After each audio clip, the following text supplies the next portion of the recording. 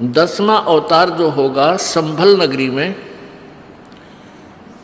और विष्णुदत्त शर्मा नाम का एक ब्राह्मण होगा, उसके घर पर जन्म होगा। और वो विशेष अलग से ही वैरायटी का बालक होगा, उसका उन अन्य से तगड़ा शरीर होगा, क्योंकि वो स्पेशल भेज रखा होता है तो। और उसकी लंबी तलवार होगी। इन कृतघ्नी प्राणियों को ऐसे काटेगा न जैसे या करेन गेहूं काटा करे, ऐसे काटेगा न बुरी तरह इनको खत्म करेगा। फिर क्या होगा, उन प्राणियों को बख्शा जाएगा जो उस समय भी भगवान से डरने वाले होंगे। इतना प्रदूषण उस समय क्या होगा, फिर परमात्मा अपनी मेहर से, पुण्यात्मा एक तो परमात्मा ने विधान बना के छोड़ दिया, तो विधान जो भगवान ने बनाया है उसके ऊपर ये साइंटिस्ट अपना अनुभव करके थोड़ी रिसर्च कर लेते हैं और फिर वो भगवान को रिजेक्ट करना प्रारंभ कर देते हैं। ये इनकी महाभूल है। अब पीछे कई वर्षों से रट्टा लगा रखा था कि प्रदूषण इतना बढ़ गया, ग्लेशियन खत्म होगी, बर्फ नहीं पड़ेगी। अरीब का इतनी बर्फ गिर दी बिना गिनती की, वो न्यो का न्यो प्रदूषण है, न्यो का न्यो सारा सौदा है, डूंडा उठा दिया। तो भगवान की अपनी विटो पावर न्यारी है। तो क्या होगा, कलयुग के एंड में इन सभी को नाश करेगा, ऐसी दुष्ट आत्माओं को काटा जाएगा, खत्म करेगा। उसके बाद जो पुण्य उस समय थोड़ी बहुत आस्था भगवान की जिनमें होगी वो शेष बचेंगे। फिर बहुत जबरदस्त वर्षा होगी, और वो पहले वर्षा प्रारंभ होगी बहुत ज्यादा, वो व्यक्ति वहां से खिसक जाएंगे, मैदानी स्थान छोड़कर पहाड़ों पर चले जाएंगे। बहुत सैकड़ों फुट पानी पूरी पृथ्वी पर हो जाएगा। और फिर बहुत समय तक ये पानी धीरे धीरे ये जल सूखना शुरू होगा, और जो जमीन का अनउपजाऊ अंश था वो जल के कारण ऊपर आ जाएगा, और फिर धीरे धीरे वो सूखेगा, सारा पानी जल सूख के फिर उसमें जंगल हो जाएगा, पूरी पृथ्वी पर वन हो जाएगा, पेड़ पौधे बहुत ज्यादा उग जाएंगे, और फिर पर्यावरण का परिवर्तन फिर होगा। वन जो है ऑक्सीजन छोड़ते हैं पेड़, और कार्बन डाइऑक्साइड वायु से लेकर के पुनः पूरे वायुमंडल को शुद्ध कर देंगे। फिर उन शेष बचे हुए प्राणियों के घर पर जो बालक होंगे वो उल्टे होंगे। उल्टे कैसे, माता पिता तो 2.5 फुट के, और बेटा बेटी हो जाएंगे 4-4, 5-5 फुट के, फिर धीरे धीरे बढ़ना शुरू होगा। तो सतयुग में सैकड़ों फुट हाइट के इंसान हो जाते हैं, सैकड़ों फुट, और लाखों वर्ष की आयु हो जाती, क्योंकि शुद्ध वायु, शुद्ध वातावरण, बीमारी होती नहीं उस समय सतयुग में, बहुत कम। अब हम इस विषय को यहीं क्लोज करते हैं। हमारा प्रसंग चल रहा है कि मुल्ला माया मग में बैठी हंसा चुन चुन खाई, यो ज्योत स्वरूपी कहे निरंजन मैं ही करता बाई। एक न करता दो न करता नौ ठहराए बाई, 10वां भी धुंधर में मिल जा सत्य कबीर दुहाई। अब वो 10वां अवतार पुण्यात्मा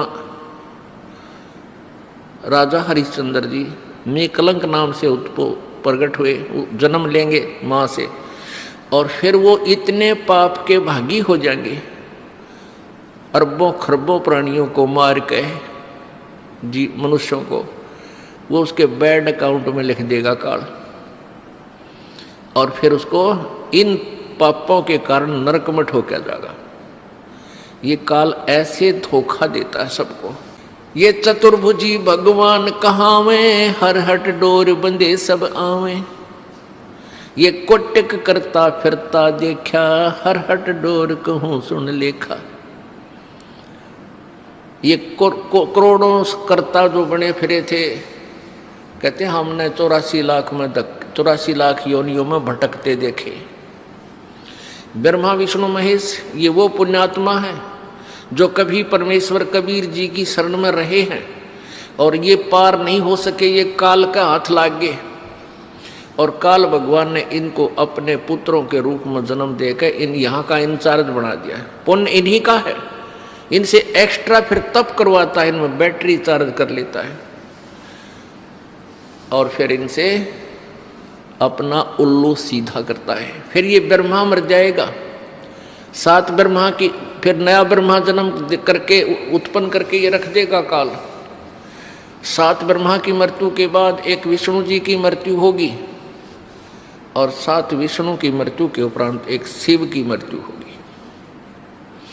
और जो अब वर्तमान में ब्रह्मा विष्णु महेश चल रहे हैं ये 84 लाख योनियों में चले जाएंगे, साधारण प्राणी बन जाएंगे और नई पुण्यात्माओं को इसी पद पर विराजमान कर देगा। इसलिए सूक्ष्म वेद में कहा कि कोटिक करता हमने फिरता देखा, हर हट डोर कहूँ सुन लेखा।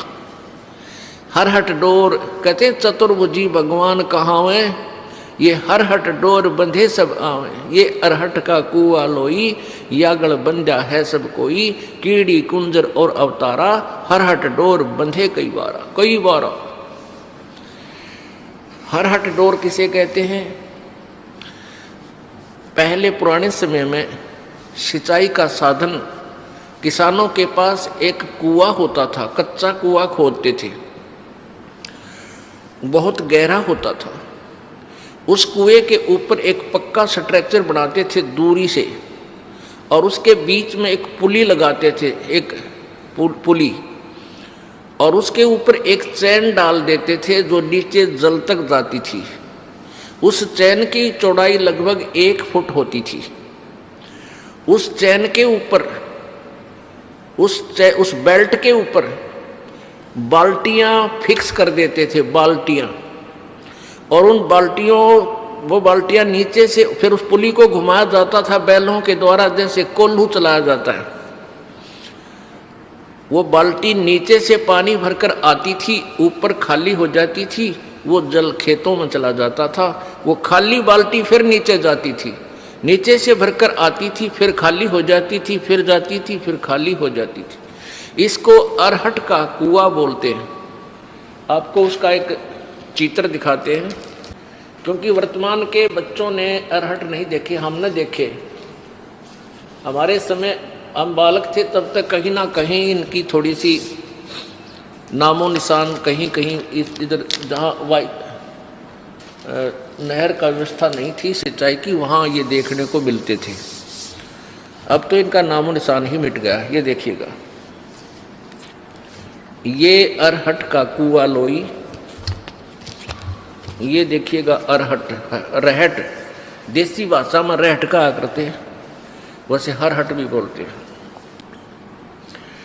ये अरहट है, यो अरहट का कुआं लोई, या गलबंजा है सब कोई। ये कीड़ी कुंजर और अवतारा, हरहट डोर बंधे कई पारा।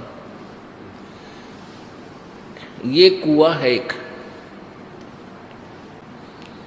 ये कुआं है, ये कुआं है, ये वाला, ये वाला। इसकी साइड एलिवेशन दिखा रखी है, तो सोच लो 20 से काट के। और ये है एक पुली, ये व्हील सा होता था, इसके ऊपर ये चैन लटक रही है, ये वाली, और इसके ये बाल्टियां फिक्स कर रखी हैं। और ये ऐसे चलता था, तो ये यहाँ से पानी भरकर, ये पानी से भरकर ऊपर आती है और यहाँ खाली हो जाती है। यहाँ से ये जल खेतों में चला जाता है और ये फिर ऐसे आ जाती हैं, फिर यहाँ से भरकर फिर आती हैं, फिर खाली हो जाती हैं, फिर आती हैं, फिर खाली हो जाती है। ये चक्कर चलता रहता है।